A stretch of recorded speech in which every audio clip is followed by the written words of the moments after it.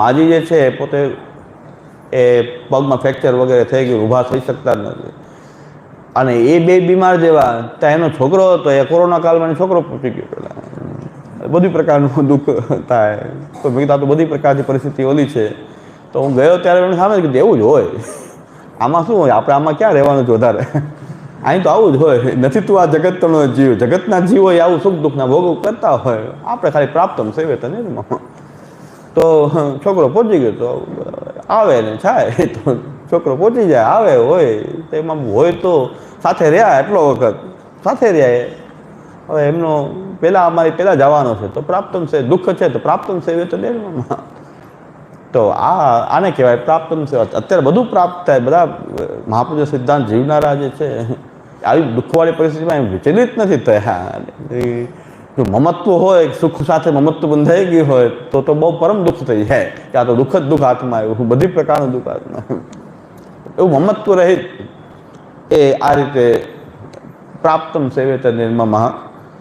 આવું આપણે પણ આપણું ચિત્ત પણ એવું થઈ જાય.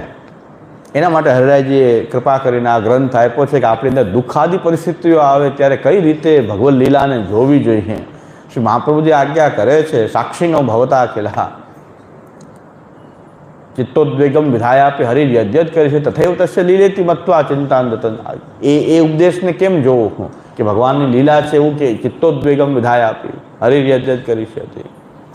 અને એ બધા ઉપદેશોનું કેવી રીતે પ્રેક્ટિકલ સ્વરૂપ હોય, કેમ આપવું જીવનમાં, કેમ એને આચરણ કરવું, એ હરિરાયજી આ ગ્રંથમાં કે જીવને અધીરતા થઈ જાય છે. દુઃખ આવે ત્યારે જીવ અધીરતા થઈ જાય છે, અને અધીરતાને કારણે ભગવાનની કૃતિને સમજી શકતો નથી. પ્રભુ એનું હિત જ કરનારા છે.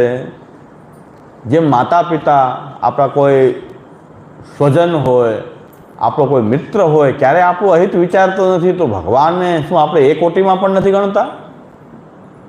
આપણો કોઈ સ્વજન હોય એ પણ કાંઈ આપણું અહિત તો કરતો નથી.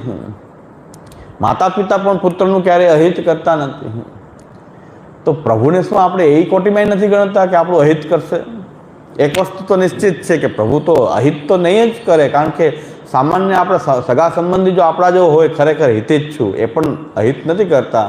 તો પ્રભુ તો એ સાચા સગા છો શ્રીનાથજી સોહાગી માર હે, એ તો સાચા સગા છે.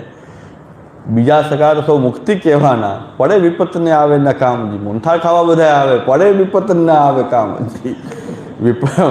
મોનથાળ ખાવા હોય તો આવે, વિપત્તિ આવે તો પડે વિપત ને આવે ન કામજી સોહાગી મારે સાચા સગા છો શ્રીનાથજી.